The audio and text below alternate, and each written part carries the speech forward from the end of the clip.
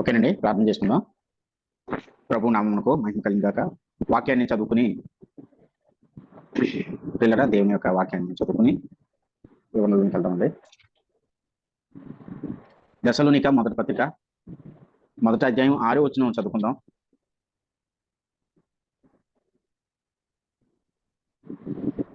ఒక మాట 6వ వచనం చదువుకుని ఎవరైనా చదవండి. మొదటి దశలోనికండి అవునమ్మా. 6వ అధ్యాయం 6వ అధ్యాయం అండి. మొదటి దశలోనిక పత్రిక మొదటి అధ్యాయం 6వ వచనం. పరిశుద్ధాత్మ వలన కలుగు ఆనందముతో గొప్ప ఉపద్రవమందు మీరు వాక్యమును అంగీకరించి అమ్మును ప్రభువును పోలి నడుచుకునే వారైతిరి. చాలా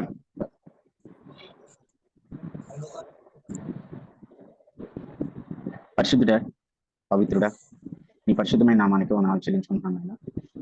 దేవా నా తండ్రి, కృపా కనికరము మా మీద ఉంచమని సహాయం దయచేసి పాల్పరచండి. ఇదిగోనైనా జూమ్లో ఉన్న నీ పిల్లలకు ఈ కృపా కనికరము మా మీద ఉంచమని సహాయం దయచేయమని యేసు ప్రభు పేరట ఈ ప్రార్థన అడిగి వేడుకుంటున్నాను పరమ తండ్రి, ఆమేన్.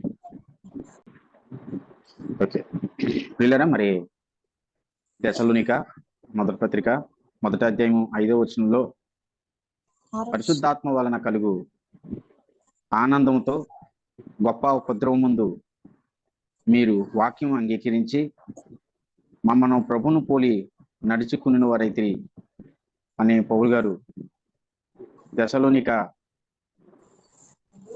సంఘస్థులతో ప్రభు మాటలో మాట్లాడుతున్నారు. పిల్లరా, సరే ఆలోచించండి. పరిశుద్ధాత్మ వలన కలుగు ఆనందము అంటాడు పిల్లరా. ఆనందం పరిశుద్ధాత్ముడు వలన మనకి ఏం కలుగుతుందంటే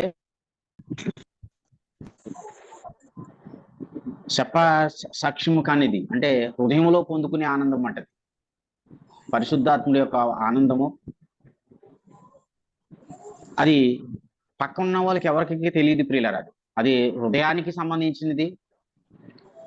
ఏమండి, హృదయానికి సంబంధించిన ఆనందం అంటండి. అది ఒకసారి ప్రియులారా మాట చూడండి. రోమీయులకు రాసిన పత్రిక 5వ అధ్యాయము, రోమీయులకు రాసిన పత్రిక 5వ అధ్యాయము పరిశుద్ధాత్మ యొక్క ఆనందము అన్న దాని మీద మనము దశలోనిక మొదటి పత్రిక మొదటి అధ్యాయం 6వ వచనం మనం చూసాం. ఇప్పుడు రోమపత్రిక 5వ అధ్యాయము 5వ వచనం చదవండి. ఎందుకనగా ఈ నిరీక్షణ మనలను సిగ్గుపరచదు, మనకు అనుగ్రహింపబడిన పరిశుద్ధాత్మ ద్వారా దేవుని ప్రేమ మన హృదయములలో కుమ్మరింపబడి ఉన్నది. చూశారు ప్రియులరా, పరిశుద్ధాత్ముడు వలన ఎలా ఉంటదంటే దేవుడు మనల్ని ప్రేమిస్తున్నట్టు తెలుస్తుంది అంటున్నాడు. ఆలోచించండి. పరిశుద్ధాత్ముడు వలన మనకి ఏమర్థం అవుతుందంటే చెప్పండి. దేవుని ప్రేమ, పరిశుద్ధాత్ముడు అన్నది హృదయానికి సంబంధించినది. పరిశుద్ధాత్ముడి యొక్క ఆనందం అనేది పిల్లరా అది హృదయానికి సంబంధించినది మాట అండి. గుర్తుపెట్టుకోండి, అక్కడ రాయబడినటువంటి మాటలో పరిశుద్ధాత్మ ద్వారా దేవుని ప్రేమ మన హృదయములలో ఇందాక మనం ఏం చదువుకున్నాం? కొలసీ పత్రిక దశలోనిక మొదటి పత్రిక మొదటి అధ్యాయం 6వ వచనంలో మనం ఏం చదువుకున్నాం? పరిశుద్ధాత్ముడు వలన ఆనందము, పరిశుద్ధాత్ముడు వలన కలుగు ఆనందము అని. వీళ్ళని ఆలోచించండి. పరిశుద్ధాత్ముడు వలన ఏం కలుగుతుందంటే ఆనందం కలుగుతుంది. పరిశుద్ధాత్ముడు వలన ఏం కలుగుతుందంటే హృదయంలో ఆనందం. ప్రియులరా, మీకు ఒక విషయం తెలిసిన, ఈ పరిశుద్ధాత్ముడు కలగజేసినటువంటి ఈ ఆనందము హృదయానికి సంబంధించినది. పరిశుద్ధాత్ముడు కలగజేసే ఈ ఆనందము మనసుకి సంబంధించినది ప్రియులరా, ఒక వ్యక్తిగతంగా సంబంధించినది. అందుకనే మీరు ఒకసారి తిమోతి మొదటి పత్రిక 7వ వచనం. అపవిత్రములైన ముసలమ్మ ముచ్చట్లను విసర్జించి దైవభక్తి విషయంలో నీకు నీవే సాధకము చేసుకోనము. చాలండి. దైవభక్తి విషయంలో నీకు నీవే సాధకము సాధకము చేయము. నీకు నీవంటే ఏంటండి? వ్యక్తిగతంగా ఇండివిజువల్ గా అంటే నీకు నీవంటే ఏంటి? మనకు నీకు ఎవరికి మనమే వాళ్ళదే చేసుకునేది ఇది. అవును, సెల్ఫ్ ప్రాక్టీస్. మీరు ఒకటి ఆలోచించండి, అసలు క్రైస్తవ్యమే మీరు ఆలోచించండి, క్రైస్తవ్యమే ఎవరికి వాళ్ళే చేసుకునేది ప్రియులారా. కానీ ఏంటంటే మా కుటుంబం అంతా కూడా మేము క్రిస్టియన్స్ అండి అని అంటారు చాలా మంది. మేము పుట్టుకలో నుండి క్రైస్తవులమేనని అంటారు. అస్సలు వాళ్ళ మాటలకి జీవితాలకి పొంతన ఉండదు ప్రియులారా. లేఖనం అలా చెప్పడం లేదు. అసలు విశ్వాసి జీవితం ఏంటంటే ఇక్కడ ఏం చెప్తున్నాడంటే దైవభక్తి విషయంలో నీకు నీవుగా సాధకము చేయము. సాధనం చేయాలి. ఇది వ్యక్తిగతంగా అనుభవించినటువంటి ఆనందం ప్రియులరా. గుర్తుపెట్టుకోండి, వ్యక్తిగతంగా అనుభవించినటువంటి ఆనందం అండి ఇది. మామూలుగా ఇప్పుడు భార్య భర్తలకైనా సరే చూడండి, ఒక కుటుంబంలో ఉంటారు, భార్య నమ్ముకుంది అనుకోండి, భర్త నమ్ముకోవడం. అంటే భర్త విశ్వసించదు, భర్త విశ్వసించాడు అనుకోండి, భార్య విశ్వసించదు. తల్లిదండ్రులు విశ్వసించారు అనుకోండి, పిల్లలు విశ్వసించరు. పిల్లలు విశ్వసిస్తే తల్లిదండ్రులు విశ్వసించరు. ఎందుకని విశ్వసించరు? ఎందుకంటే విశ్వాసము ఎవరైతే యేసుప్రభువుని విశ్వసించారో వారికే పాపక్షమాపణ. ఎవరికైతే పాపక్షమాపణ కలిగిందో వారిలోనికే పరిశుద్ధాత్ముడు వెళ్తాడు. పరిశుద్ధాత్ముడు ప్రతి ఒక్కరిలోనికి వెళ్ళిపోవడం ప్రియులరా. అది చాలా అవివేకం అన్నమాట. గుర్తుపెట్టుకోండి, పరిశుద్ధాత్ముడు ఒక వ్యక్తిలోనికి ప్రవేశించాలంటే బలి జరగాలి. అంటే బలి అంటే యేసుప్రభు వారి యొక్క రక్తము ఆ వ్యక్తి మీద రక్తం ప్రోక్షించాలి.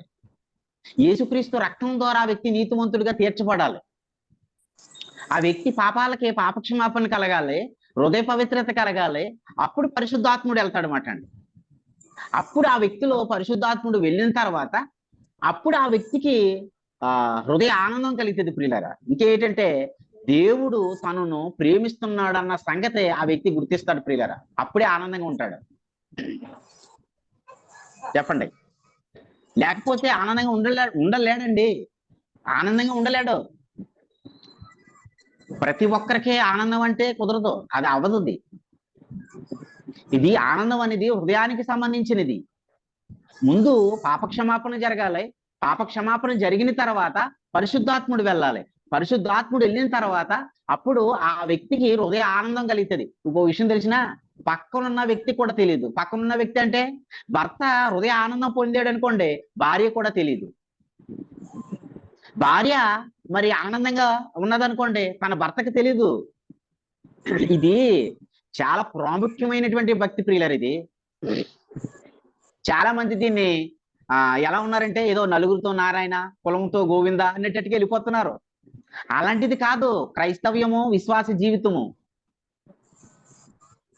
అది ఎలా ఉన్నదంటే ఇప్పుడు నేను ఒక మాట చెప్తున్నాను, గుడ్డువాడికి త్రోవ చూపిస్తే ఇద్దరు గెలిచి గుంటలో పడుదురు అన్నట్టుగా ఉంది. అలాగే ఉన్నారు కుటుంబ సమేతముగా. ఎవ్వరు కూడానండి ప్రభు ఆనందాన్ని పొందుతలేదు ప్రియులరా. ప్రభు ఆనందాన్ని పొందకే లోకంలో ఉన్న ఆనందాన్ని ఎదుగుతున్నారు. మరలా చెప్తున్నారు, ఇది పరిశుద్ధాత్ముడు హృదయానికి ఆనందాన్ని కలగజేస్తాడు ప్రియులారా. అది ఆ హృదయానికి సంబంధించినది విశ్వాస జీవితం. నీకు నీవుగా సాధకము చేయము. చాలా మంది అంటారు, మా భర్త వస్తే వస్తానండి నేను గుడికి అని అంటారు భార్య. మా ఆవిడ వస్తే వస్తానండి, మా తల్లిదండ్రులు వస్తే వస్తామండి అని తప్పించుకోవడానికి ఏదో నేరం మోపుతారు. అలాగా ఏదో వంక పిల్లరా. ఇప్పుడు ఏదైనా అనారోగ్యం వచ్చింది అనుకోండి, ముందు మా ఆవిడకి చేయండి వైద్యం అంటారా, లేకపోతే నాకే చేయండి అంటారా? చెప్పండి. మరి అక్కడికి వెళ్ళేటప్పుడు మాటలు అలాగుంటే ఇప్పుడు యేసు ప్రభువుని విశ్వసించడానికి ఏమంటారు? ముందు మా ఆవిడ నమ్ముకోమనండి, ముందు మా తల్లిదండ్రులకు చెప్పండి. పాస్టర్ గారు వెళ్ళారు అనుకోండి ఇంటికి, ఏమంటారు అనుకున్నారు? ఏమంటారంటే మా అమ్మ నాన్నకి చెప్పండి అంటారు. అప్పటికి మూలలో ఉన్న ముసలమ్మ ఉన్నది అనుకోండి, కొడుకులు, కోడళ్ళు, మనవళ్ళు, మనవరాండ్రలు ఏమంటారంటే అదిగో మా మామకి చెప్పండి. అప్పటికి మామ యేసు ప్రభువుని విశ్వసించి మూలన ఉంటది అన్నమాట. మూలన ఉన్న చీపురికి అట్లాగే ఆవిడ కూడా బయటికి రాదు. ఎందుకంటే పాపం ఆవిడకి ఓపిక లేదు. వాళ్ళు ఏదో చిన్న చిన్నగా అలా వెళ్ళిపోతారు. వీళ్ళు ఏమంటారు అనుకున్నారు, ఆవిడ చెప్పండి అంటారు వాకింగ్ వెళ్ళి. ప్రియులారా ఆలోచించండి. అంటే అంటే వీళ్ళకి అవసరం లేదు, అంటే వీళ్ళు ఏదో ఆనందంగా సంతోషంగా ఉన్నామన్న ఒక ఫీలింగ్ లో ఉంటారు ప్రియులారా. కానీ నిజానికి వీళ్ళకి సంతోషం లేదు. మీకు ఒక మాట చెప్పమంటారా, అస్సలేనండి సంతోషము యేసుక్రీస్తు లేకుండా ఎవ్వరికి సంతోషం ఉండదు ప్రియులారా. ఒకవేళ సంతోషం ఉన్నదని అన్నారనుకోండి, అది పచ్చాబద్ధం. అది ఎందుకు చెప్పండి? ఏమండి, యేసు ప్రభువుని విశ్వసించలేదండి, ఎందుకంటే రక్షణ పొందలేదు, పరిశుద్ధాత్మను పొందలేదు, మేము చాలా సంతోషంగా ఉన్నామండి అని అంటారు. నేను అంటున్నాను, పచ్చి అబద్ధం అంటున్నాను నేను. చెప్పండి. క్రీస్తులోనే ఉందండి ఎందుకంటే ఆనందం. సంతోషం అనేది ఆత్మఫలం కదండి. ఓకే అండి, సంతోషం అనేది ఆత్మఫలం కదా, వాళ్ళలో ఆత్మ లేనప్పుడు వాళ్ళకి సంతోషం ఎలా ఉంటుంది? అదే ఓకే, మీరు అన్నది సంతోషం ఆత్మఫలమే.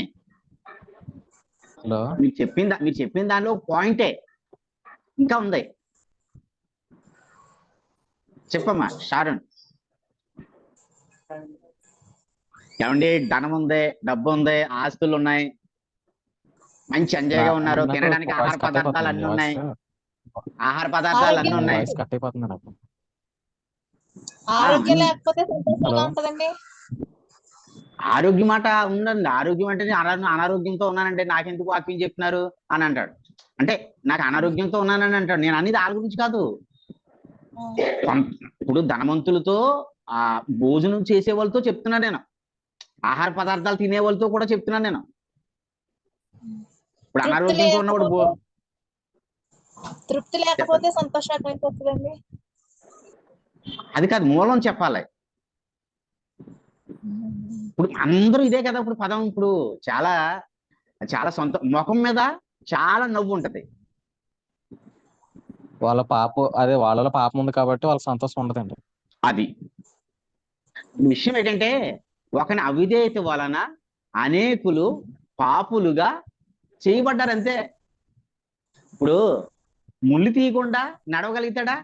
ముళ్ళు తీసినా ముళ్ళు ఉంచుకుని ఎన్ని మేకప్లు చేసినా ఆ లోపల ఉన్న ముళ్ళు ఏమవుతుంది? అటు ఇటు కదిలినప్పుడు చలిపోతూ వస్తూ ఉంటది. ఇప్పుడు మనిషిలోని పాపం అనేది ఉంది. ముందు పాపం తీసివేయాలి. ఆ పాపం ఏం చేస్తుందంటే మనిషికి భారాన్ని కలగజేస్తుంది ప్రియులారా. అందుకనే యేసుప్రభువు వారు కూడా ఏమంటారంటే, ప్రయాసపడి భారం మోసుకొనుచున్న సమస్త జనులారా అంటున్నాడు. అంటే మనిషిలో పాపం ఉందనుకోండి, వాళ్ళ ప్రయాస అంతా దేనికి అనుకున్నారు? పాపం కొరకు. వాళ్ళకి తెలీదు. ఎందుకంటే చీకట్లో పోయేవాడు వాడు ఎక్కడికి వెళ్తాడో వాడికి తెలీదు. వాళ్ళు పాపం కొరకు పరుగులు తీస్తాడు. ఏం తెచ్చిపెట్టుకుంటారంటే భారం తెచ్చిపెట్టుకుంటారు పిల్లలు. ఏదైనా సరే చూడండి, అది ధనమా, అది లోకంలో ఉన్న రాజకీయమా, ఏమండి, అది ఏదైనా సరే చూడండి, ఏ రూట్కైనా సరే. నేను మాట అంటున్నాను, అసలు ఆ రాంగ్ రూట్లో వెళ్ళేవాడు రాంగ్ రూట్లో వెళ్తున్నాడు అనుకోండి, రాంగ్ రూట్ లో వెళ్తున్నానని తెలియలేదు అనుకోండి, రాంగ్ రూట్ అంటే టర్నింగ్ పాయింట్ రూట్ మర్చిపోయాడు, సరైన రూట్ అనుకున్నాడు, అదే కరెక్ట్ అనుకున్నాడు. ఇప్పుడు దానికి వేగంగా ఫాస్ట్ బైకా లేకపోతే కారా వేగంగా వెళ్తున్నాడు. ఎంత వేగంగా వెళ్తే అంత నష్టపోతున్నాడు కదా అతను. ఎందుకంటే మిస్ అయ్యాడు, రూట్ మిస్ అయ్యాడు. ఇంతకే నేను అంటున్నాను, గుర్తుపెట్టుకోండి.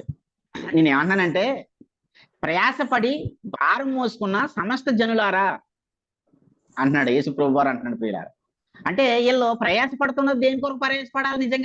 నిజానికి ఆదాములో నుండి వచ్చినటువంటి పాపం వీళ్ళలో ఉన్నది కాబట్టి, ఆ పాపం వీళ్ళకి భారాన్ని కలగజేస్తుంది కాబట్టి, ఇప్పుడు ఆల్రెడీ రెండో ఆదాము, కడపట ఆదాముగా యేసుప్రభు వచ్చాడు కాబట్టి, ఆయన శిలువ మీద ప్రాణం పెట్టాడు కాబట్టి, ఆయన రక్తం వీళ్ళకి సిద్ధంగా ఉన్నది కాబట్టి, ఆ రక్తం దోలకి పాప క్షమాపణ కలుగుతుంది వీళ్ళకి. కానీ ఆయన దగ్గరికి వెళ్లకుండా ఇప్పుడు ఆయన మాటలు ఆయన గురించి విన్నారనుకోండి, యేసుప్రభు వారి గురించి వినడానికే, యేసుప్రభు వారి గురించి నేర్చుకోవడానికే ప్రయాసపడ్డారనుకోండి, సరైన రూట్ ఎత్తుకున్నట్టు వీళ్ళు. ఇక్కడ ఈ రూట్ మర్చిపోయారనుకోండి, ఇంకో రూట్లో వెళ్ళిపోతున్నారు అనుకోండి ప్రియులారా. అంటే ప్రయాస అదే ఎలా అనుకున్నారు చెప్పంటారు? అదే రూట్ మర్చిపోయినట్టే కదండి. ఇప్పుడు ధనవంతుడు ఉన్నాడు, నా ప్రాణమా తినుము త్రాగుము సంతోషించు అన్నాడు. అప్పుడు దేవుడు ఏమన్నాడు? ఈ రాత్రే నీ ప్రాణమును అడుగుచున్నారు అని అన్నాడు. అడుగుచున్నారు. ఎర్రివాడ. ఎర్రివాడ అంటే రూట్ మర్చిపోయాడు, అతను రూట్ మర్చిపోయాడు. ప్రియులారా ఆలోచించి నేను చెప్పేది ఏంటంటే సరైన రూటు మనం వెతుక్కోవాలి. అదే చెప్తున్నాడు యేసుప్రభు, నా యొద్దకు రండి నేను మీకు విశ్రాంతిని కలగజేస్తాను. ఎందుకంటే ఇదిగో మొదట ఆదాము ద్వారా మీరు పాపం తెచ్చిపెట్టుకుంటారు, మీకు భారం కలగజేస్తుంది, కానీ నా వల్ల మీకు విశ్రాంతిని కలుగుతుంది. ఇదిగో మీకు ఏం కలుగుతుందంటే ఆనందం కలుగుతుంది. నా దగ్గరికి రండి అని యేసుప్రభు చెప్తున్నాడు. ప్రియులారా వ్యక్తిగతంగా అనుభవించాలి ప్రియులారా. ఇది వ్యక్తిగతంగా ఎవరు చేసిన భక్తి వారికే వస్తుంది. భర్త చేసింది భార్యకి రాదు, భార్య చేసింది భర్తకు రాదు ప్రియులారా. ఇది ఎవరికి వాళ్ళే ఆనందపడవలసినది ఇది. సరే, ఇది నేను ఇంకో మాట చెప్తున్నాను, ఇందాక చెప్పానమాట. ఆనందం అనేది హృదయానికి సంబంధించినది. చూడండి, ఆ మాట మీకు స్పష్టంగా మీకు అర్థమవుతుంది. ప్రభుని స్తుతించండి. 10వ అధ్యాయము 9వ వచనం చూడండి. 9, 10 వచనాలు చూడండి. నేను చెప్పే మాటను గుర్తుపెట్టుకుంటూ చదవండి. మా రోమపత్రిక 10వ అధ్యాయం 9వ వచనం. ఈ పుస్తకం అంటే రోమపత్రిక 10వ అధ్యాయం 9, 10 వచనాలు నేను చదువుతున్నానండి. యేసు ప్రభు అని నీ నోటితో ఒప్పుకుని దేవుడు మృతులలో నుండి ఆయనను లేపునని నీ హృదయమందు విశ్వసించిన ఎడల నీవు రక్షింపబడదు. ఏం చేయాలి? నువ్వు హృదయంలో విశ్వసించాలి. అది ఇప్పుడు హృదయంలో విశ్వసించావు లేదా ఎవరికి తెలుస్తుంది? ఏమండి, నీ హృదయంలో విశ్వాసం ఉందో లేదో ఎవరికి తెలితే చెప్పండి. నాకు తెలుస్తుంది. యేసు ప్రభువుకిని దేవునికి హృదయంలో విశ్వసించిన ఆ వ్యక్తికి తెలుస్తుంది ప్రియులరా. పక్కనున్న వ్యక్తికి ఇంకెవరికైనా తెలుస్తుంది అంటారా? ఎవరికి తెలియదు ప్రియులరా. అది ఆనందం అంటే వ్యక్తిగతంగా. అందుకనే దైవభక్తి విషయంలో నీకు నీవుగా సాధకము చేయమని అంటున్నాడు ఇక్కడ. భక్తి అనేది మరి హృదయానికి సంబంధించినది, ఆనందం అనేది హృదయానికి సంబంధించినది ప్రియులరా. హృదయంలో మరి మనం ఎప్పుడైతే యేసుప్రభువుని విశ్వసిస్తున్నామో అది ఆ వ్యక్తే పొందుకుంటాడు. ఓ మాట చెప్తాను, గుర్తుపెట్టుకోండి, ప్రభుని స్తుతించండి. యోబు ఉన్నాడు. యోబు అరికాలు కాని నుండి నడినెత్తి వరకు, అదేంటి ఇలా స్ట్రైట్ కూర్చోండి, అరికాలు కానించి నడినెత్తి వరకు బాధగల కురుపులతో ఉన్నాడు. చాలా బాధపడుతున్నాడు. అప్పటికప్పుడే తన ప్రాపర్టీ అంతా అపవాదిగా అట్టుపోయాడు. ప్రియులారా ఆలోచించండి. యోబు భార్య వచ్చి ఏమంటుంది? నువ్వు ఇంత యథార్థంగా ఉన్నావు కదా, ఇంత యథార్థంగా ఉన్నావు కదా, దేవుడు నీకేం చేశాడు? నీ యథార్థతని విడిచిపెట్టు, దేవుని దూషించు, నువ్వు చచ్చిపో అని ప్రేరేపిస్తుంది. ఇప్పుడు ఇంతకే యోబు ఏమన్నాడు? మూర్ఖురాలు అన్నాడు. మూర్ఖురాలు మాట్లాడినట్లుగా నువ్వు మాట్లాడుతున్నావు. ప్రియులారా ఆలోచించండి. మరి యోబు భార్యే కదా, ఆల్రెడీ ఏమన్నా పోనీ అప్పటికప్పుడు కలుసుకునే వాళ్ళ కుమార్తెలకు అన్నారు కదండి. ఎంత అన్యోన్య సహవాసం లేకుండా ఉంటే కుమార్తెలకు అంటారు. అసలు భార్య భర్తలే ఏక శరీరమై ఉందిరు అన్నాడు కదా. మరి ఏంటి ఇక్కడికి వచ్చేటప్పటికి ఇలా ఉన్నారు వీళ్ళు? అక్కడ యోబు గురించి రాయబడింది ప్రియులారా. యోబు నోటి మాట ద్వారా కూడా పాపం చేయలేదు. యోబు ఏం కలిగి ఉన్నాడంటే యథార్థతను, న్యాయాన్ని, నీతిని, విశ్వాసాన్ని కలిగి ఉన్నాడని రాయబడింది ప్రియులారా. మరి యోబు భార్య చెప్పండి, వినిపిస్తలేదేంటి మీకు నా మాట? నా వాయిస్ వినిపిస్తలేదా? అదే యోబు భార్యకి లేదా అంటున్నాను. ఉన్నదంటే ఉన్నదనండి, లేకపోతే లేదన్నానండి ఖచ్చితంగాని. యోబు భార్యకి లేదు ప్రియులరా. యోబు భార్యకి ఎందుకు లేదు చెప్పండి? ఇప్పుడు ఇక్కడే కదా ఇప్పుడు హృదయములో విశ్వసించిన ఎడల రక్షణ పొందుదురు అని అన్నాడు ప్రియులరా. ఇప్పుడు యోబు హృదయం నిండా విశ్వాసం ఉంది, ఓకే. యోబు భార్యకి విశ్వాసం లేదని ఇక్కడ పాస్వామి గారు కూడా అంటున్నారు. నేను అంటున్నాను విశ్వాసం ఎందుకు లేదు అంటున్నాను. మా అత్తయ్య గారు అంటున్నారా వాడే యోబు భార్య దేవుడు నమ్ముకోలేదంట. ఆమెకి హృదయంలో ఆనందం లేదండి. ఏంటి ఇటమ్మా? హృదయంలో ఆనందం లేదండి. అది ఆనందం ఎందుకు లేదంటున్నాను. చుట్టూ ఉన్న పరిస్థితినే చూస్తుందండి ఆవిడ. అది అక్కడ అక్కడ ఏంటంటే సమస్యను చూస్తుంది ఆవిడ. ఆ చుట్టూ ఉన్న యోబుకి జరిగిపోయే వాతావరణాన్ని అంతా కూడా చూస్తుంది. అందుకే అంటుంది నువ్వు ఇంత యథార్థంగా ఉన్నావు కదా, దేవుడు ఏం చేశాడు అని అంటారు. ఎప్పుడు కూడా మనకు జరుగుతున్నప్పుడు మన శ్రమను చూడకూడదు. ఏదైనా సరే దేవుడు చేయబోయే దానిని చూడాలి తప్ప మనకి కలుగుతున్నటువంటి శ్రమను చూస్తే మనకి కుంగిపోతాం అన్నమాట. శ్రమ దినమున కుంగినవాడు శాతకాని వాడు అన్నాడు పిల్లారా. అంటే ఎప్పుడు కూడా శ్రమను చూడకూడదు. శ్రమను చూస్తే సమస్య ఎలా కనపడుతుందంటే కొండ అంత కనపడుతుంది, కొండ అంత ఉంటది. ఆ కొండ వచ్చి మీద పడిపోయినట్టు ఉంటుంది. అమ్మాయి అయిపోయినలే, దెబ్బతోటి అయిపోయినలే అనుకుంటారు అంతే. అందుచేతన సమస్యను చూడకూడదు. ఆ సమస్యను ఎదుర్కొనే దేవుని శక్తిని చూడాలి. అప్పుడు ఆ సమస్య ఎలా ఉంటదంటే అది చాలా చిన్నదిగా కనపడుతుంది నీకు. వీళ్ళ యోబుకి అది ఎంత పెద్ద సమస్య, అది చిన్నది కాదు. కానీ ఆ సమస్య అంతా ఎంతగా ఉన్నదంటే చిన్నగానే ఉంది. రక్షణ పొందాడు యోబు. అంటే నేను అంటున్నాను, ఆనందం అనేది హృదయానికి సంబంధించినది ప్రియులారా. నిజానికి బాధ ఎవరికి రావాలి? అక్కడ యోబుకి రావాలి. కానీ అక్కడ బాధ ఎవరు పడుతున్నారు? యోబు భార్య పడుతుంది. ఇంకో మాట చెప్తున్నాను, ఈ మాట చెప్పి ఇంకో దానిలోకి వెళ్తాను. ప్రభుని స్తుతించండి. ఇప్పుడు షద్రాకు మేషేకు అబేద్నెగోలు ఉన్నారు. నిజంగా వాళ్ళు ఒక ప్రతిమని, ఆ నెబుకద్నెజరు ప్రతిమని నిలబెట్టి ఏమంటాడంటే దానికి నమస్కారం చేయండి, నమస్కరించకపోతే అగ్నిగుండంలో పడేస్తామని అగ్నిగుండం ఎదురుగుండా పెట్టాడు. అప్పుడు వీళ్ళు ఏమంటారు? రాజా, నీకు ప్రత్యుత్తరం ఇవ్వాల్సిన చింత మాకు లేదంట. రాజుకి కోపం వచ్చేస్తుంది. మళ్ళీ అంటారు మేము సేవించుచున్న దేవుడు మమ్మల్ని రక్షించడానికి సమర్థుడు అని అంటారు. మళ్ళీ ఇంకా రాజుకి బీపీ రేజ్ అయిపోతుంది. ఒకసారి ఆలోచించండి ప్రియులరా. అంటే నేను అనేది ఇక్కడ మీరు ఆలోచించాలి. ఇప్పుడు కూడా విశ్వాసం అనేది వ్యక్తిగతకి సంబంధమైనది. ఏమంటే ఆనందం అనేది వ్యక్తిగతానికి సంబంధించినది ప్రియులరా. అక్కడ నిజంగా కలవరం ఎవరికి రావాలంటే షద్రాకు మేషేకు అబేద్నెగోలకు రావాలి. రాజు ముఖం వికారం చేసేసుకున్నాడని రాయబడింది. ముఖం వికారం అయిపోయిందంట. ఒక్కొక్కసారి చూడండి, కొంతమంది విశ్వాసంలో ఉన్న వాళ్ళు సైలెంట్ గా విశ్వాసాన్ని పెట్టి వెళ్ళిపోతారు. కానీ కోపపడే వాళ్ళు ఉద్రేకంగా ఫీల్ అయిపోతూ ఉంటారు అనమాట. ఉద్రేకం వచ్చేస్తుంది, బీపీ ఐబీపీలోకి వెళ్ళిపోతుంది ప్రియులరా. అంటే విశ్వాసంలో ఉన్న వాళ్ళు బాగానే ఉంటారు. అక్కడ షద్రాకు మేషేకు అబేద్నెగోలకి కలవరం రావాలి నిజంగా చెప్పాలంటే. కానీ ప్రియులరా, ఎవరికి కలవరం వచ్చేస్తుందంటే నెబుకద్నెజరుకి కలవరం వచ్చేస్తుంది. బాధ, యోబు బాధపడాలి. కానీ బాధ ఎవరికి వస్తుంది చెప్పండి? యోబు భార్యకు వస్తుంది. యోబు అయితే అరికాలు నడినెత్తి వరకు బాధ గల కురుపులతో ఉన్నాడు. కానీ సమస్యను చూడడం లేదు, దేవుని చూస్తున్నాడు యోబు. అందుకనే ప్రియులారా, యోబు నోటి మాట ద్వారా ఒక మాట అయినా సరే పలకలేదు ప్రియులారా.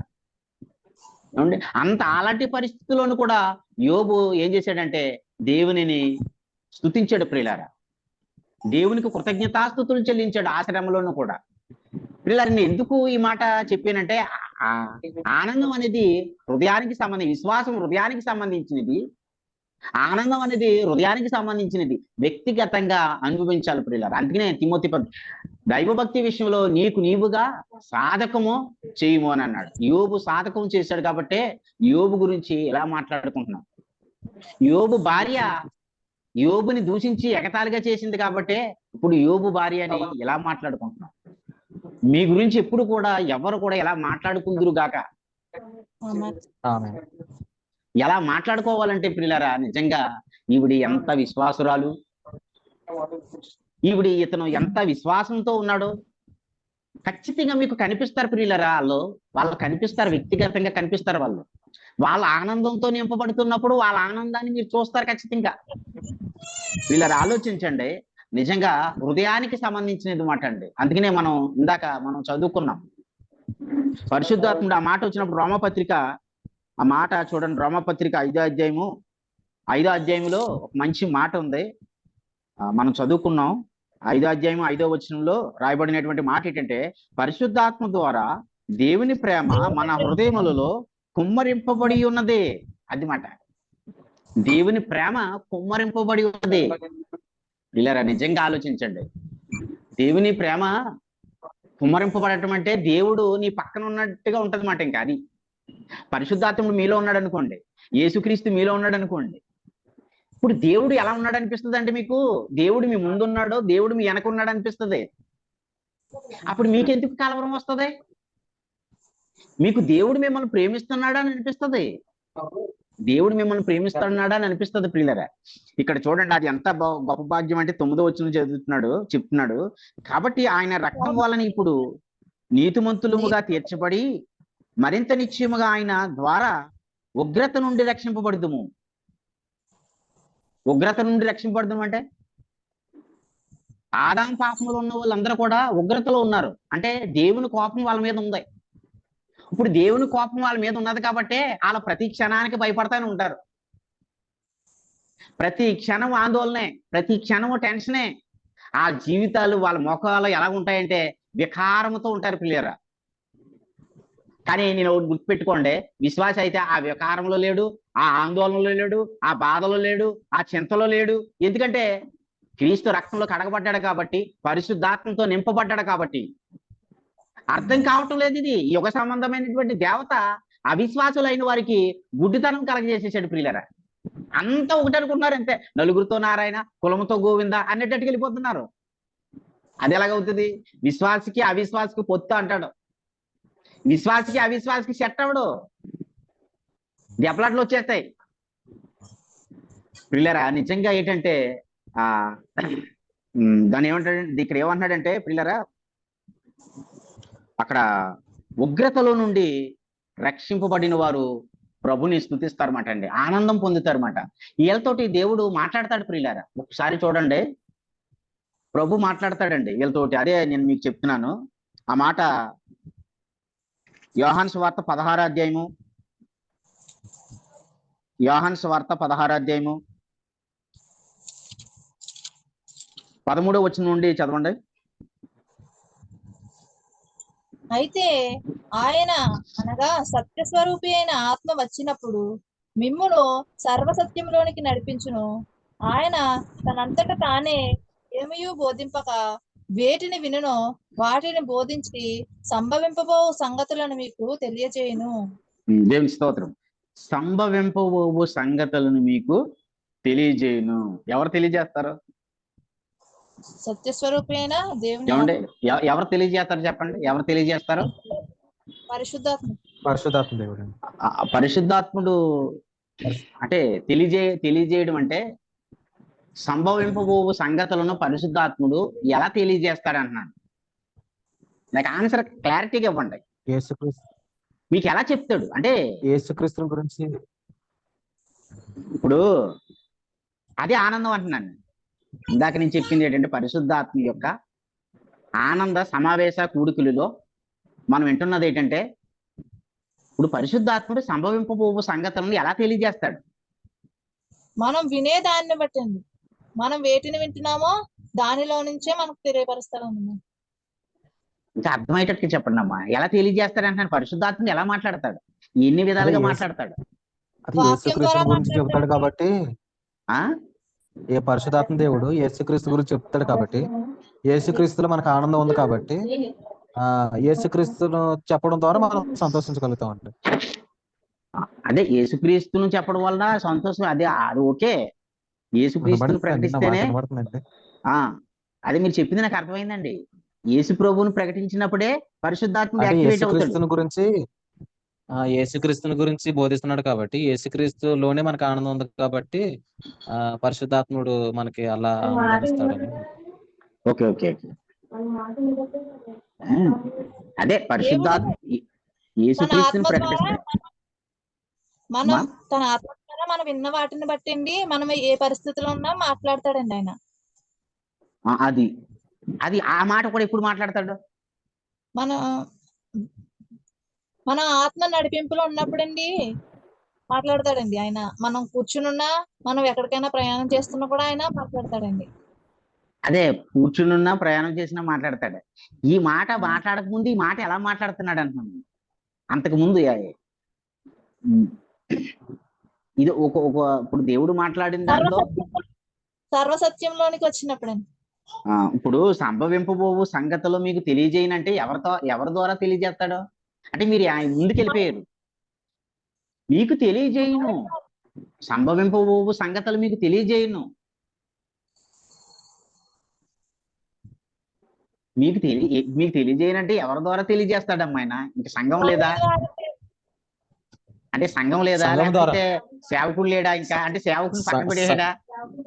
లేదండి, సంఘము ద్వారా సేవకుని ద్వారా. ఎంత మంచివాడంటే యేసుప్రభువు వారు గుర్తుపెట్టుకోండి. అసలు అప్పుడు క్రైస్తవులకి ఇది విరక్త కలిగేసింది అన్నమాట. సంఘం అంటే మీరు కూడా చూసారా, మీరు కూడా సంఘం అని అనలేదు, సేవకుడు అని అనలేదు. అంటే సంఘం అనగా సేవకుడు అనగా బోరు కొట్టేస్తుంది. మీకు విషయం తెలిసిన, సంఘం అనగా సేవకుడు అనగా చాలా మందికి బోరు కొట్టేస్తుంది. ప్రసంగం ఎప్పుడు ముగించాడరా బాబు, వెళ్ళిపోదామని అనుకుంటున్నారంతే. మరి వెళ్ళే వాళ్ళు ప్రసంగానికి అనుకున్నారా? ప్రసంగానికి కాదు, ఏదో ఎంటర్టైన్మెంట్. వెళ్ళాలి కాబట్టి బాప్తీసం తీసుకున్నాం కాబట్టి, వెళ్ళకపోతే పాస్టర్ 2-3 సార్లు ఫోన్ చేసేస్తారు కాబట్టి ఒకసారి వెళ్తే వదిలిపోద్దాని అనుకుంటున్నారంతే. అసలు ఎందుకు ఎలాంటి మనసు కలుగుతుందంటే, సంఘాలన్నీ ఇలాగ ఉన్నాయి, పాస్టర్లు అందరూ ఇలాగ ఉన్నారు, బోధలన్నీ ఇలాగ ఉన్నాయి, అందరూ ఇలాగ ఉంటారు అంతే. ఇంకెందుకు ఇల్లు ఎందుకు? వచ్చినా సరే మనసు ఎక్కడ ఉంటది మళ్ళీ. చాలా మందికి పిల్లరా నాతో స్వయంగా నాకు చెప్పే చాలా మంది చెప్తున్నారు అందరూ. ఎందుకంటే నేను పెద్ద రెవరెండ్ గా ఉన్నాం, పెద్ద బిషప్ గా ఉన్నాం, కానీ ఎలా ఉంటానంటే అన్ని నా దగ్గరికి వచ్చి చెప్తారు. అన్ని చిత్రం ఏంటంటే అన్ని నా దగ్గరికి వచ్చి చెప్తారు. నేనేం చేస్తాను, ఇవన్నీ వింటాను నేను. ఓహో, వీళ్ళ విశ్వాసం ఇంత అలా ఉందన్నమాట తండ్రి అని అనుకుంటాను. మీకు ఒకటి గుర్తుపెట్టుకోండి పిల్లరా, ఇదంతా ఎక్కడ ఉందంటే దేవుడు దేని ద్వారా అంటే ఎంత మంచివాడంటే యేసుప్రభువు వారు ఆయన సంఘం ఇచ్చాడు. ఇక్కడ సంఘాన్ని ఇచ్చాడు, గుర్తుపెట్టుకోండి. సంఘాన్ని ఇచ్చాడు, అంత మాత్రమే కాదు, నాయకుని ఇచ్చాడు. అందుకే ఉంటాడు ఎబ్రీ పత్రిక 13:17 ఉంటది, మీ పైన నాయకులుగా ఉన్నవారు మీ ఆత్మల విషయమే లెక్క అప్పచెప్పవలెనని మీ ఆత్మలను కాయిచున్నారు అన్నాడు. కాయిచున్నారు వాళ్ళు, లెక్క అప్పచెప్తారు, వాళ్ళు కాస్తారు. ఎలా కాస్తారంటే అది దేవుడు నాయకులుగా నియమించాడు. అది దేవుడిచ్చిన నాయకత్వం. అది దేవుడిచ్చిన నాయకత్వాన్ని ఎవరు బెదిరించేస్తారంట? నాయకుల్ని ఎవరు బెదిరించేస్తారు? మీకు విషయం తెలిసిన, ఇప్పుడు రాజకీయంలో చూస్తే ఆ కలెక్టర్ గారు ఉన్నారనుకోండి, కలెక్టర్ నిజంగా ఐఏఎస్ ఎంత కష్టపడి చదువుతాడు, రోజుకి 15 గంటల కష్టపడతారు కదండి ఐఏఎస్ చదవడానికి, కలెక్టర్ చదవడానికి. ఇప్పుడు 5 సంవత్సరాలు ఎంతో కష్టపడి చదివినటువంటి కలెక్టర్ని 5 సంవత్సరాల పరిపాలనలో ఉన్న రాజకీయ నాయకుడు బెదిరించేస్తాడు. ఇలాగుంటాయి, మీరు ఎప్పుడైనా గమనించండి. ఒక గ్రామంలో ఎంఆర్ఓ గారిని కానీ, అక్కడ విఆర్ఓ గారిని, వీళ్ళందరూ ఎలా చదువుతారు అనుకున్నారు? వీళ్ళు కష్టపడి చదువుతారు పిల్లరా. కానీ 5 సంవత్సరాల పరిపాలన చేసినటువంటి రాజకీయ నాయకులు వాళ్ళని బెదిరించేస్తారు. వాళ్ళ లైఫ్ లో వాళ్ళు ఎప్పుడు కూడా వాళ్ళు ఉంటారు. వీళ్ళు 5 సంవత్సరాలే. కానీ ఇప్పుడు చూడండి, ఈ రాజకీయం ఉందా, ఈ రాజకీయ 5 సంవత్సరాలు అయిపోయిందా? ఇప్పుడు నిజంగా చాలా మంది ఉన్నారు కదా సచివాలయంలో జాబులు ఉన్న వీళ్ళందరూ కూడా వెళ్ళిపోయారా? వాళ్ళందరూ కూడా ఆల్రెడీ వర్క్ లోనే ఉన్నారు. కానీ రాజకీయ నాయకులకి రాజకీయ అధికారం అనేది లేదు. చూసారా? నేను అంటున్నాను, దేవుడు ఒక వ్యక్తిని నాయకుడిగా సెలెక్ట్ చేసుకోవడం, అది నాయక అధికారం, అది దేవుడు ఇస్తాడు ప్రియులారా. అది నేను అంటున్నాను, ఆ నాయకుడి ద్వారా దేవుడు మాట్లాడతాడు. అది గుర్తుపెట్టుకోండి. ఆనాడైతే రాజుల ద్వారా, ప్రవక్తల ద్వారా, దేవదూతల ద్వారా మాట్లాడాడు. ఇప్పుడైతే ఎవరు లేరు ప్రియులారా. ఇప్పుడైతే ఎవరున్నారంటే సంఘం ఉంది, సంఘ నాయకుడు ఉన్నాడంటే అది కూడా ఎవరు పడితే వాళ్ళ నాయకుడు కాదు. ప్రతి ఒక్కడు నాయకుడు కాదు. నమ్మకాలది ప్రియులారా, ప్రతి ఒక్కడు నాయకుడు కాదు. అంతే. యేసుప్రభు వారిని ప్రకటించేవాడే నాయకుడు. యేసుప్రభు వారిని ప్రకటిస్తేనే పరిశుద్ధాత్ముడు వాడుకుంటాడు. అది గుర్తుపెట్టుకోండి. ప్రతి ఒక్కరిని నమ్మకాలద్దు. మీకు ఒక విషయం తెలిసినండి, నాయకుడికి ఏ విషయంలో దేవుడు ఎంత కేర్ తీసుకున్నాడు అక్కడ ఆ ఎబ్రీ పత్రికలోని? కనీస జ్ఞానం తెలియడం లేదు. ఇప్పుడు నాయకుడి మాట వినండి, నాయకుడికి లోబడండి, నాయకుడిని దుఃఖించకండి. నాయకుడు దుఃఖపడితే ఇప్పుడు ఏమైపోతుందంటే, నాయకుడు దుఃఖపడ్డాడు అనుకోండి, ఇన్న వాక్యం ఏమైపోతుంది చెప్పండి? అక్కడ అలా ఉంటదండి. ఇన్న వాక్యం ఏమైపోతుందంటే నిష్ప్రయోజనం అయిపోతుంది అన్నాడు ప్రియులారా. ఇప్పుడు వాక్యమే నిష్ప్రయోజనం అయిపోతే మరి జీవితం ఎక్కడి నుంచి వస్తుంది విశ్వాసకి? విశ్వాసి ఎలా జీవిస్తాడన్నా నేను అనేది, దీనికి సమాధానం ఉండదు. కాబట్టి ప్రియులరా, అంటే విశ్వాసి కూడా ఎవరు పడితే మాట నమ్మేస్తాడా? నాయకుడి మాట వినాలా? నాయకుడికి లోబడాలా? అవును, దేవుడు ఏర్పాటు చేసుకునే నాయకుడు అయితే ఆ నాయకుడికి లోబడాలి, ఆ నాయకుడి మాట వినాలి. లేకపోతే లోబడక్కలద్దు, లేకపోతే వినక్కలద్దు, ఒక్క నిమిషం కూడా ఇక్కడ ఉండక్కలద్దు ప్రియులరా. అది గుర్తుపెట్టుకోండి. సంఘం అండి, ఎందుకంటే మీకు సంభవింపబోవు సంగతులను మీకు ఎలా తెలుస్తాయి అంటున్నాను నేను అనేది. ఇప్పుడు ఇందాక సిస్టర్ గారు అన్నారు, త్రోవలో ఉండేటప్పుడు మాట్లాడతాడు ఓకే, ఇంట్లో ఉండేటప్పుడు మాట్లాడతాడు ఓకే, మీరు ఎక్కడున్నా బాత్రూంలో ఉండేటప్పుడు మాట్లాడతాడు, ఎక్కడున్నా సరే పరిశుద్ధాత్మని మాట్లాడతాడు. ఆయన మీలో ఉన్నాడు. ఆయన మీ శ్రమలో ఉన్నప్పుడు మాట్లాడతాడు, మీరు సంతోషంలో ఉన్నప్పుడు మాట్లాడతాడు, మీకు దుష్టుల మధ్యన మీరు నలిగిపోతున్నప్పుడు మాట్లాడతాడు, పరిశుద్ధాత్మని మాట్లాడతాడు. మీరు ఎక్కడున్నప్పుడు ఆయన మాట్లాడాలంటే ఆ మాట ఆయన మీకు ఆ నడిపింపు ఎక్కడి నుంచి వస్తుంది మీకు చెప్పండి? ఒకసారి ఆ నడిపింపు ఎక్కడి నుంచి వస్తుందంటే ఏహెచ్కేల్ గ్రంథము 2వ అధ్యాయము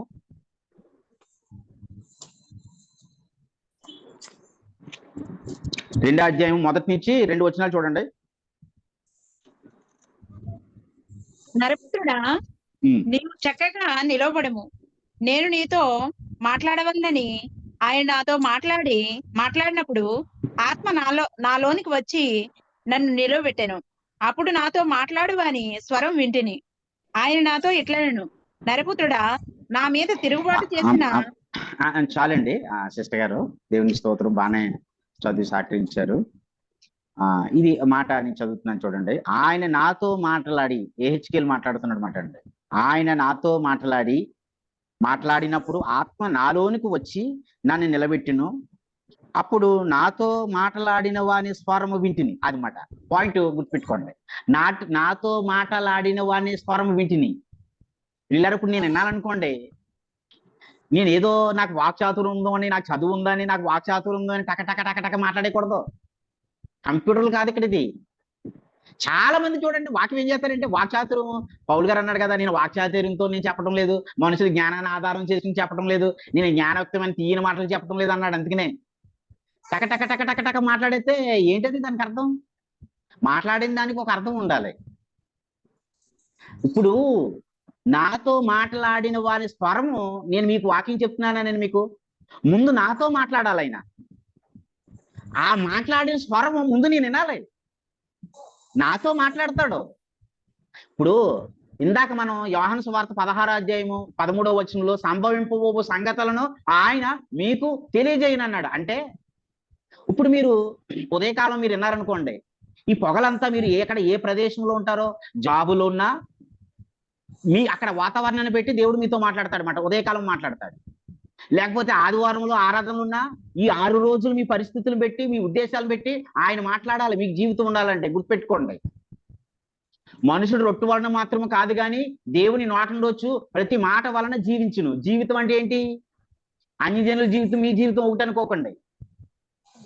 మీ జీవితం ఆయన పవిత్రుడు, నిష్కల్మషుడు, పాపులలో చేరక ప్రత్యేకంగా ఉన్నవాడు. అంటే యేసు ప్రభు పరిశుద్ధుడు, పవిత్రుడు, నిర్దోషి. మీరు అలా జీవించాలంతే. పరిశుద్ధులుగాను, పవిత్రులుగాను, ఆత్మపూర్లుగా, నీతిమంతులుగా మీరు జీవిస్తారు. మీరు ఎప్పుడు?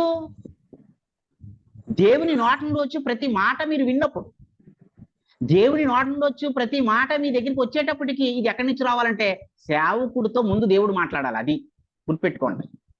సేవకుడి ద్వారానే రావాలి ప్రియులారా. మీకు ఎక్కడి నుంచి వస్తుంది చెప్పండి? ఇప్పుడు సేవకు ఆ గుడిలోనే దెయ్యం కూర్చుంది. ఏమండి? గుడిలోనే, సేవకుల్లోనే దెయ్యం కూర్చున్నప్పుడు, అపవాది మాట్లాడుతున్నప్పుడు మీకు ఈ రోజు విశ్వాసులకి జీవితం ఎక్కడి నుంచి వస్తుంది? అందుకని తృప్తి లేదు.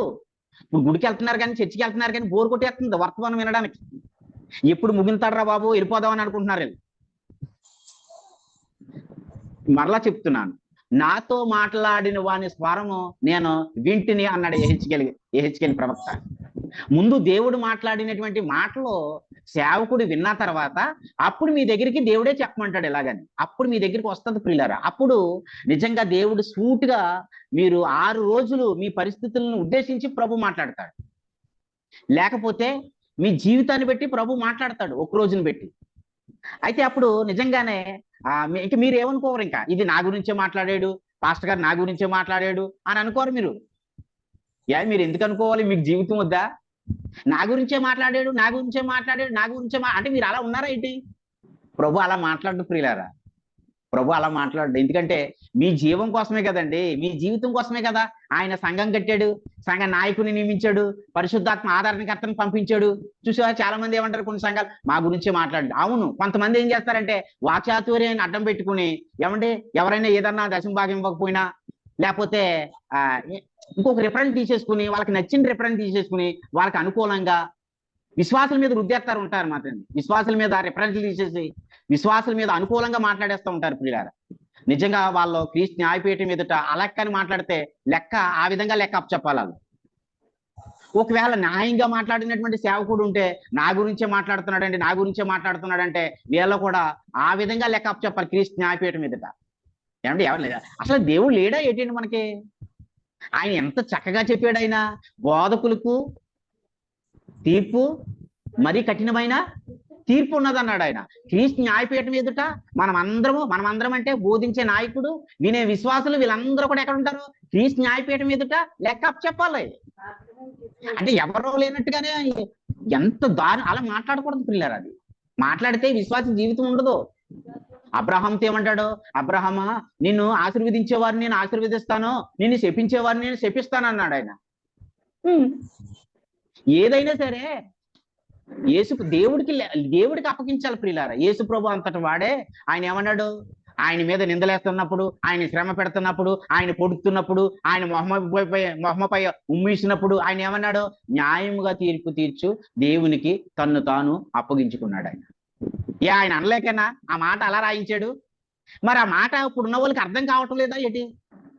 ప్రియులారా ఒకసారి ఆలోచించండి. నేను ఏమంటున్నానంటే వర్తమానం రాదు, నీతో మాట్లాడాలి కదా మరి సంభవింపు సంగతులు తెలియాలంటే.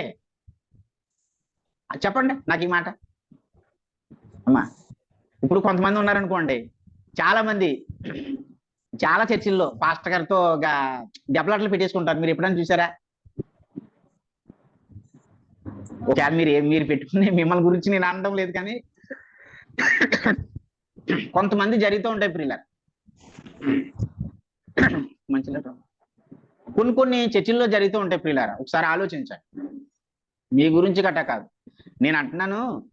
ఇప్పుడు పాస్టర్ గారితో దెబ్బలాట లేకపోతే ఘర్షణ పెట్టేసుకుంటే ఇప్పుడు వీళ్ళకి దేవుడు ఎలా మాట్లాడాలి? నాకు చెప్పండి, ఆన్సర్ చెప్పండి, నేను చెప్తాను. దేవుడు ఎలా మాట్లాడతాడు? మీకు ఒక విషయం తెలిసినా ఇలా దెబ్బలాట్లు పెట్టేసుకుని ఇప్పుడు ఏం చేస్తున్నారు తెలిసినా ఒకరు బైబిల్ చదువుకుంటానే ఉండిపోతున్నారు అంతే. ఇంకా అలాగే ఏ గొడవ ఎందుకురా బాబు అని ఇంకే చర్చికి వెళ్లకుండానే. వీళ్ళని ఒకసారి ఆలోచించండి. ఏమంటే ఇంకెక్కడికి వెళ్ళడం లేదు, ఇంకా చర్చి ఇంట్లోనే ఉండిపోతున్నారంతే. ఎందుకంటే వెళ్తే ఇంకా మనసు అతకదు కదండి. ఒక మాట ఉంటది కదా, ఏది కర్ర ఇరిగినా ఏదో ఉంటది కదా, అతికినా మనసు ఇరిగిపోయింది అనుకోండి అతకదు అంటారు కదా. అలాగా కొంతమందికి ఇలాంటి అపవాదిగాడు క్రియేట్ చేస్తున్నాడు ప్రియులారా. ఏమండి మనసు అతుక్కోవడం లేదు కొంతమందికి. అలాగా కొంతమంది ఇంటికే చర్చిలకి వెళ్లకుండా ఇంట్లోనే కూర్చున్నారు ప్రియులారా. నేను అంటున్నాను వీళ్ళకి జీవితం ఎక్కడదండి? మరలా ఇంకో మాట అంటున్నాను, మరి వీళ్ళకి సంభవింపు సంగతులు ఎవరు తెలియజేస్తారు వీళ్ళకి? అంటే ఇంట్లోకి వచ్చి దేవుడు మాట్లాడతాడా? ఒకసారి అలా ఇందాక సిస్టర్ గారు అన్నారు, ఆ మాట ఎవరో షారోన్ సిస్టర్ అన్నది ఏమన్నదంటే, అంటే త్రోవలో ఉన్న మాట్లాడతా, అది కూడా రిఫరెన్స్లు ఉన్నాయి. ప్రభు మాట్లాడతాడు, త్రోవలో ఉన్నప్పుడు మాట్లాడతాడు, ఇంట్లో ఉన్నప్పుడు మాట్లాడతాడు. ఆ అనుభవంలో కూడా లేడు. అసలు దేవుడు మాట్లాడు అన్న అనుభవంలో ఉన్నారు చూడండి. అంత మనసు అంత మొద్దు తీరిపోయింది ప్రియులారా. మీరు ఏమని అనుకున్నా సరే నేను ఏమనలేను, కానీ దేవుడు నాయకుడిగా దేవుడు నాకు ఇచ్చినటువంటి నాయక అధికారాన్ని పెట్టి చెప్తున్నాను, మొద్దు తీరిపోయింది మనసు. అసలు దేవుడు మాట్లాడుతున్నాడు అన్న నమ్మకమే లేదు వీళ్ళకి. ఇప్పుడున్న క్రైస్తవులుగా విశ్వాసులుగా సెలమైన అయిపోతున్న వారికి దేవుడు మాట్లాడుతున్నాడంటే నమ్మరంలో. చెప్పండి, నేను అన్న ఆన్సర్, నా మాటకి ఆన్సర్ చెప్పండి. ఇప్పుడు యోహాను సువార్త 16వ అధ్యాయం 13వ వచనాన్ని పెట్టి సంభవింపబోవు సంగతులను ఆయనే తెలియజేయను అన్నాడు. ఇప్పుడు మత్తయి సువార్త 4వ అధ్యాయము 6వ వచనాన్ని పెట్టి రొట్టె వలన మాత్రం కాదు కానీ దేవుని నోటి నుండి వచ్చి ప్రతి మాట వలన జీవించును అన్నాడు. ఎబ్రీ పత్రిక మరి 7వ అధ్యాయం 26వ వచనం పెట్టి ఆయన పవిత్రుడు, నిష్కల్మషుడు, పరిశుద్ధుడు, నీతిమంతుడు, పరిశుద్ధుడు యేసు ప్రభు. మనం ఆయనకిలాగే జీవిస్తాం అన్నమాట. ఆయన మాట విన్నామంటే ఆయనకిలాగే జీవిస్తాం, పరిశుద్ధంగాను పవిత్రముగా నిర్దోషంగా జీవిస్తాం ఆయన మాట వింటే. ఇప్పుడు యోహాను మొదటి పత్రిక 4వ అధ్యాయం 17వ వచనంలో నేను ఎట్టివాడినో మీరు కూడా ఈ లోకంలో అట్టువారుగా ఉందురు అన్నాడు. ఇది కూడా ఆయన మాట ద్వారానే ఇలాగ ఉంటాం, జీవిస్తాం. ఇప్పుడు ఆయన మాట మిస్ అవుతే మనకి ఎక్కడ అంటున్నాను ఇప్పుడు చెప్పండి, ముగిస్తాను.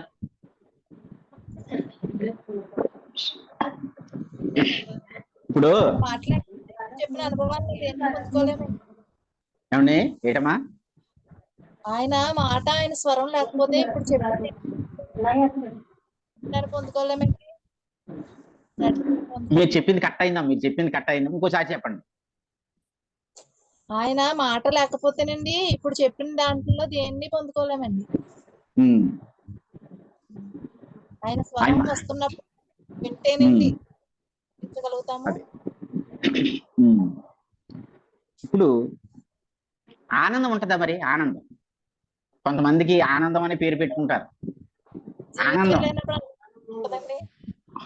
అదే మరి అది అంటున్నాను కదా. ఇప్పుడు జీవితాన్ని ఇచ్చిన వాక్యమే మిస్ అయ్యింది కదా, ఇంకా జీవితం కనెక్ట్ అయిపోతుంది అంటున్నాను. అందుకనే అది కొంతమందికి నేను చెప్తుంటే అర్థం కావటం లేదు. గొంతెత్తి అరిచినా సరే అర్థం కావట్లేదు. ద్రాక్ష వల్ల నేను తీగులు, మీరు తీగే ద్రాక్ష వల్ల అంటు కట్టబడి ఉన్నప్పుడే పూత, పిందులు, కాయలు బహుగా ఫలిస్తుంది అన్నాడు. అది ఆ ద్రాక్ష వల్లకే కట్ అయిపోయింది అనుకోండి, దానికి పూత ఎక్కడదే, పిందులు ఎక్కడవే? నాకు వేరుగా ఉంటే మీరేమి చేయలేరు అన్నాడు. నాకు వేరుగా ఉండండి ఏంటి? దేనికి? ఆయన మాట వినకపోతే అంతే. ఆయన మాట ఎక్కడి నుంచి వస్తుంది ఇప్పుడు మళ్ళీ? అది మాట అన్నాడు ఇక్కడ, మాటే. ద్రాక్ష వల్ల అంటే సంఘం,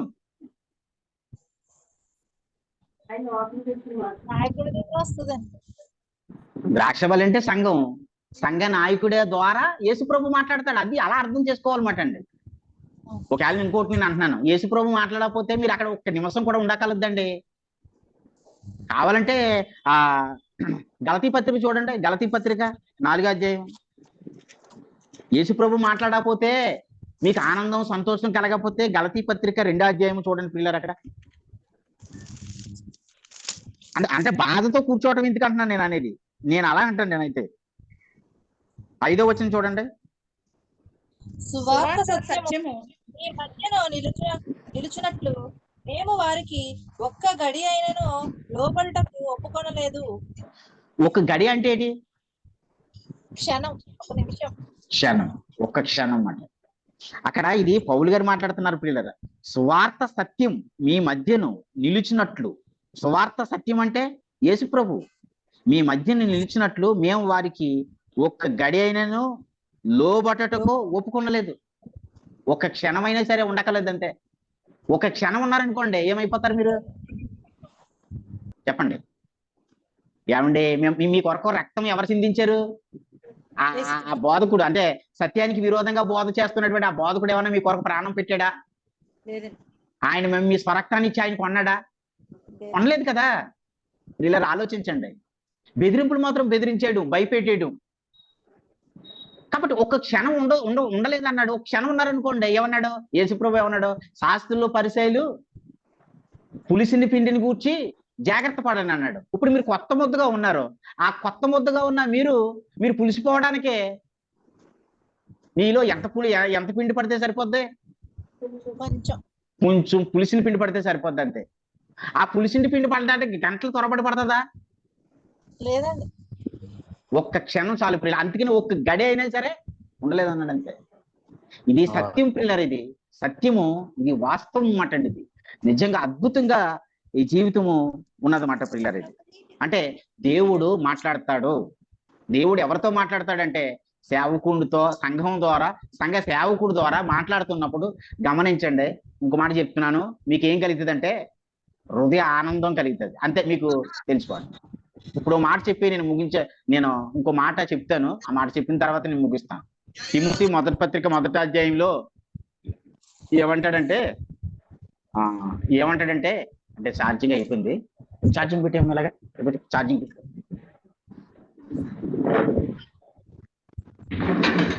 తీసుకొచ్చి ఇది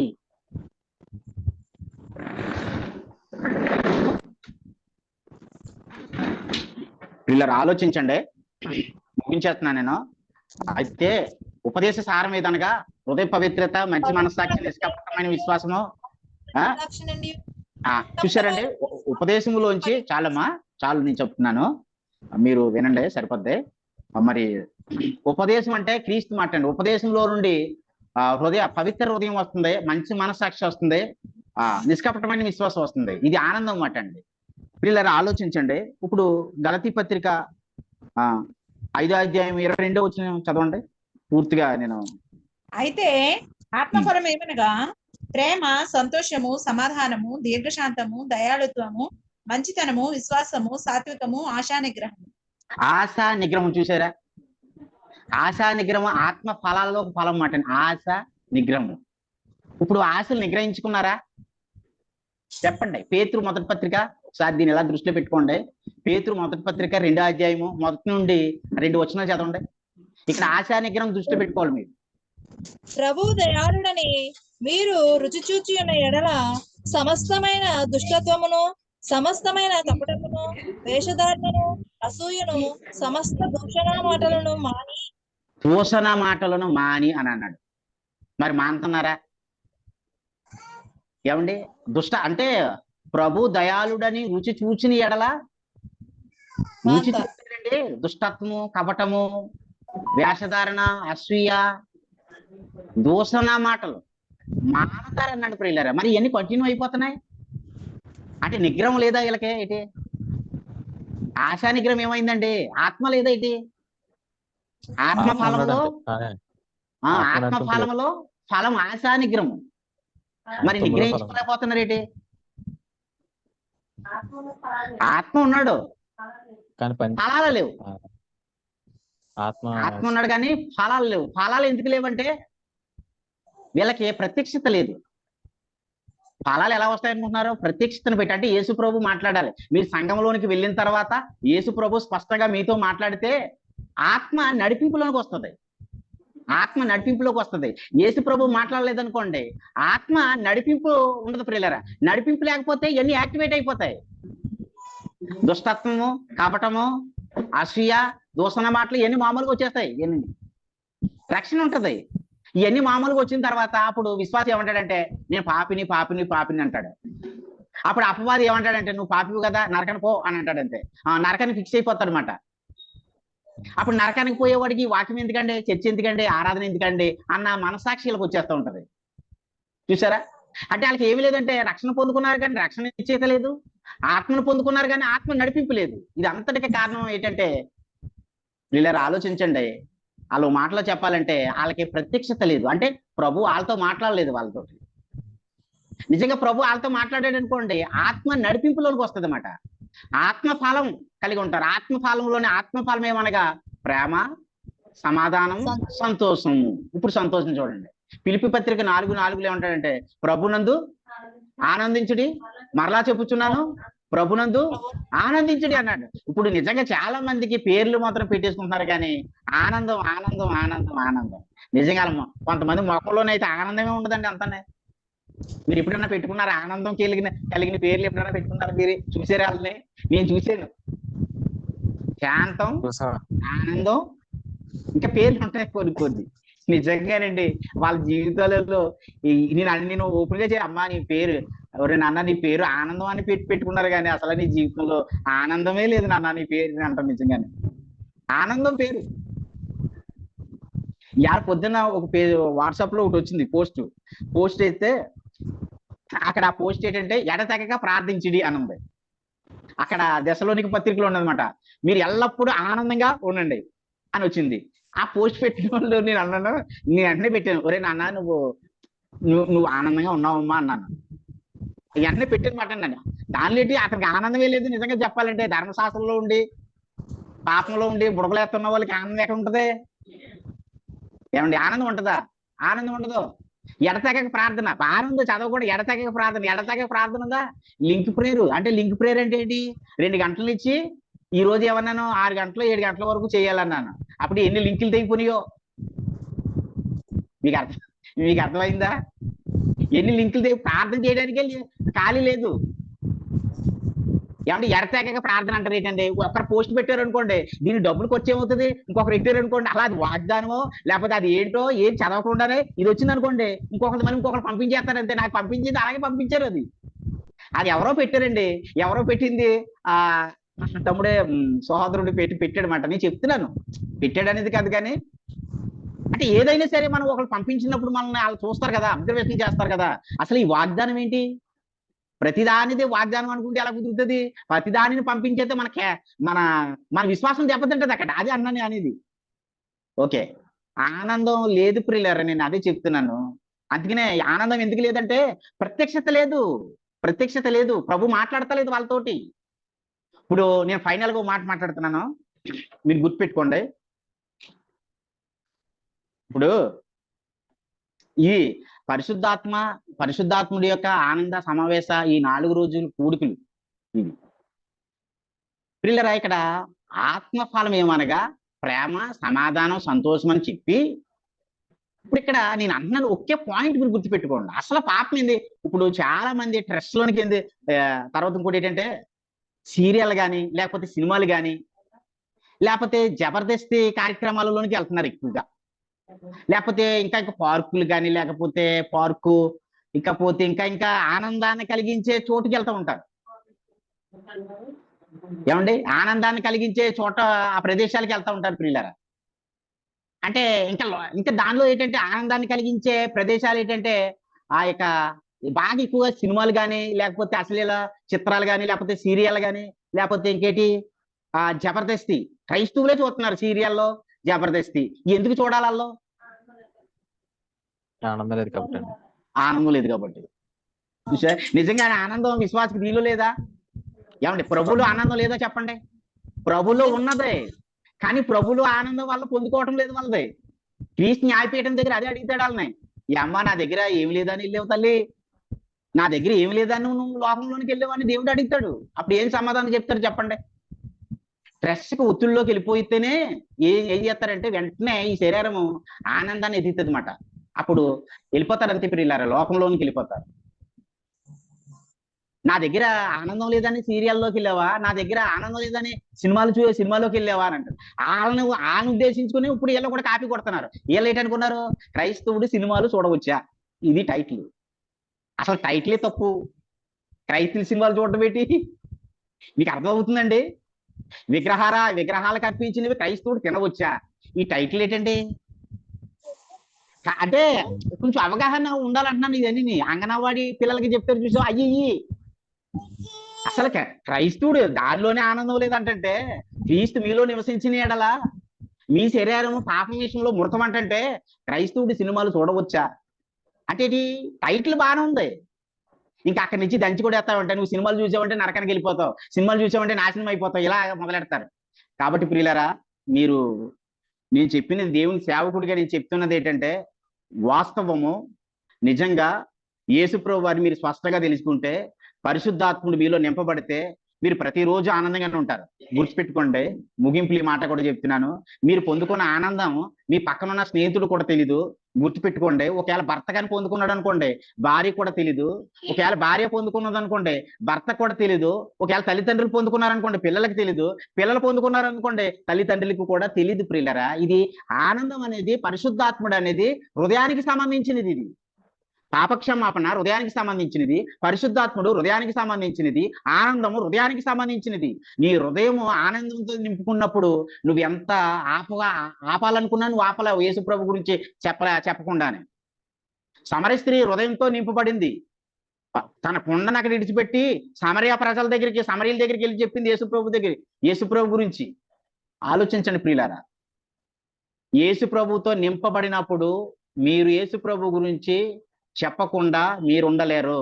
చెప్పకుండా ఉండలేకపోతున్నారంటే మీకు ప్రత్యక్షత లేదు. అది గుర్తుపెట్టేసుకోండి.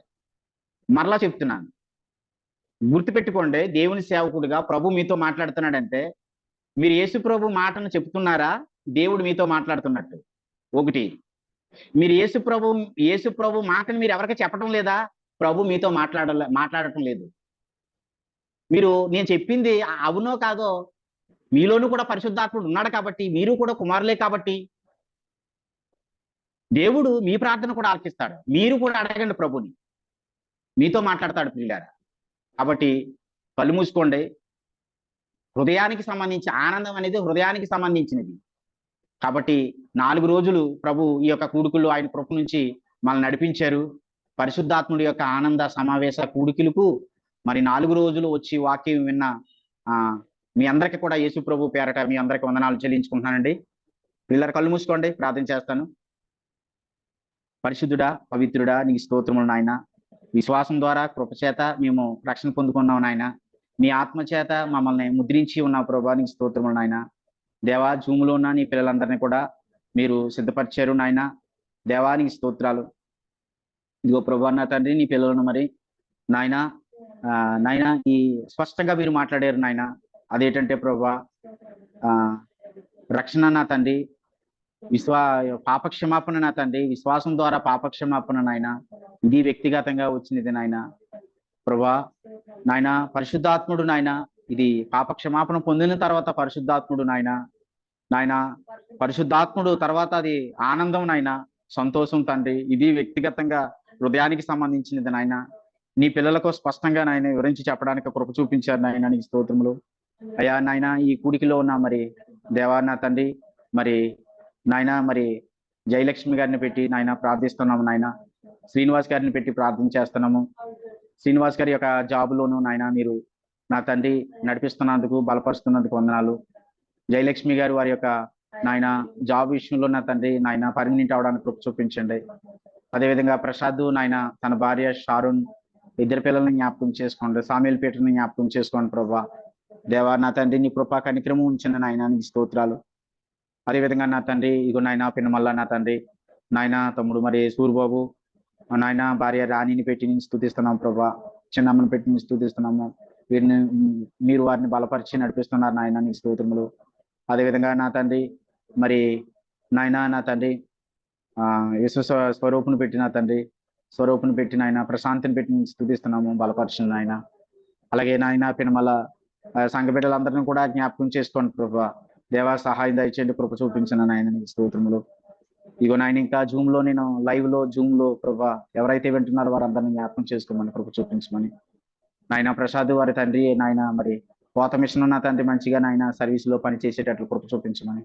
జూమ్ లో ఉన్న పిల్లలను ప్రతిరోజు కూడి వాక్యం వింటున్న వాళ్ళందరినీ జ్ఞాపకం చేసుకోమని. నా భార్య పిల్లల్ని జ్ఞాపకం చేసుకోమని, కృప చూపించమని. నా అత్తమామలను జ్ఞాపకం చేసుకోమని ప్రార్థిస్తున్నాను. నా తల్లి అన్నదమ్ములను జ్ఞాపకం చేసుకోమని ప్రార్థిస్తున్నాను నాయన, నీకు స్తోత్రములు. సహాయం దయచేయమని, కృప చూపించమని యేసు ప్రభు పేరట ఈ ప్రార్థన అడిగి పెడుకుంటున్నాను మా పరమ తండ్రి, ఆమేన్. వీళ్ళరా మరి తమ్ముడు ఉన్నారండి, ఇది ప్రతి రోజు జరుగుతుంది. ఇది ఆల్రెడీ లింక్ ప్రేరు జరిగింది. తమ్ముడు సూర్బాబు ప్రార్థన చేస్తారు, చిన్న ప్రార్థన చేస్తారు. జూమ్ లో ఉన్న వారు అందరి కొరకు ప్రార్థన చేస్తారు. బుజ్జి అలాగే మీరు దాని గ్రూప్ లోనే ఉండండి. బుజ్జి ప్రార్థన చేయండి. అందరికి వందనాలండి. ప్రార్థన చేసుకున్నాం. మహాపరిశుద్ధుడు, మహాగణుడు, మహోన్నతుడు తండ్రి, మీ ఘనమైన నామములకు లెక్కలేని వందనములు, స్తుతులు, స్తోత్రములు తండ్రి. ఇప్పటి వరకు మీ దైవదయల ద్వారా తండ్రి నాయన వాక్యాన్ని వినిపించారు తండ్రి. తండ్రి నాయన మా రక్షణ నిశ్చయత తండ్రి నిష్కృతమైన విశ్వాసము